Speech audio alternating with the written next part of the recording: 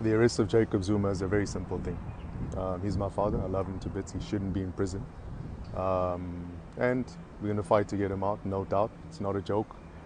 Free JZ. The reason why it's a problem is people think that you are incarcerating one man because of whatever reason is being given. But what we need to understand is that man carries the hopes, the aspirations, and the dreams of millions of people in this country. So you think you're locking up an individual that is a being on his own. That's not the case. You're locking up someone that carries a light for people. You're locking up someone that is the embodiment of what coming from nothing and becoming somebody in life is about.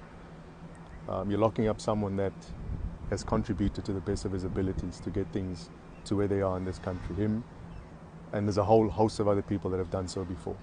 He's 79 years old. He's going nowhere. He's an old man. He's been hounded his whole political career. He's been poisoned on multiple occasions. You've tried to kill him. You forced him to resign, which he did. He's minding his own business. You continue hounding him. You've charged him. You haven't followed the due processes as much as you claim that you have when it comes to the judiciary. Unfortunately, he has not had the right to defend himself. His right to silence and his right to a fair trial have been completely ignored. He's currently sitting in a prison cell. 79 years old, guys. Stop playing games, man. There's more happening in this country than locking up one man that you believe is a root cause of all these issues. That's not the case. Stop lying to people and let's focus on the real issues. We're not here to distract from what needs to be done. We're not here to distract of the challenges we face today. We all need to band together. We all need to be a part of the solution. The problem at hand is not COVID. The problem at hand is poverty, is unemployment. The problem at hand is the high levels of crime that are caused by these conditions of poverty and unemployment. Now you're hiding behind a police force. That very same police force and defense force are members of our communities. These are people that leave their homes, and you're turning ordinary society into criminals. You're forcing people to go and take because they don't have. The next step is you're going to force law enforcement agents and defense force members to become criminals as well. Why? They're underpaid. You know that. You're not paying people well and expect them to come and deal with us.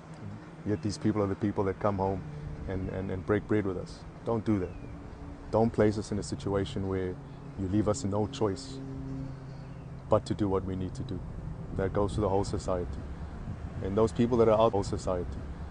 And those people that are out there sitting on your high horses and talking about lockdown is the right thing and talking about what's happening, it's rule of law, this and that. Guys, let's keep it simple. Yeah? People are struggling out here. They've been struggling way before COVID. COVID is a convenient excuse. COVID is real. Don't get me wrong. People are dying. We've lost loved ones. I'm not taking that lightly. But lockdown is not something that's going to eradicate COVID in the short term. As a matter of fact, we failed to deal with the issue of COVID, the planning and the implementation of it. You can't expect people to suffer because you have failed as people who are supposed to have put measures in place. The budgets were there. Where are they at now? The systems, we heard about all sorts of wonderful plans for that to happen. So whilst you're getting your house in order, let people live. Let people go and enjoy their lives. Let people go out and earn and feed their families. Because the longer you keep people locked up, or locked down should I say, is the quicker you're going to find yourselves completely out of control in this country. You're not going to have a handle on the situation. You can lock us all down, and unfortunately you're not serving the people, you're serving yourselves, and this is a big issue.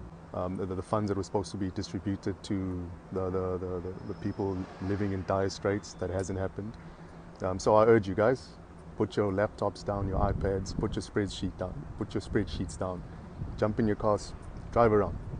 If you don't know where to go, come jump in a car with me. I'll take you exactly to these places where you'll see what the devastation is. So our enemy is starvation, our enemy is poverty, our enemy is unemployment. So locking down is not a solution. It never has been, it never will be. We're not going to outrun COVID. We're not going to outstarve COVID. COVID is here to stay. It's something that we'll need to live with. The only decision that you have at this point is to open up. There is no other route. We interact with people all the time. It's something that you should be doing. And people are just looking to earn. They're not looking for favors. They just want a fair opportunity to get out there and fend for themselves. Give them that opportunity. That's the choice you have to make. That's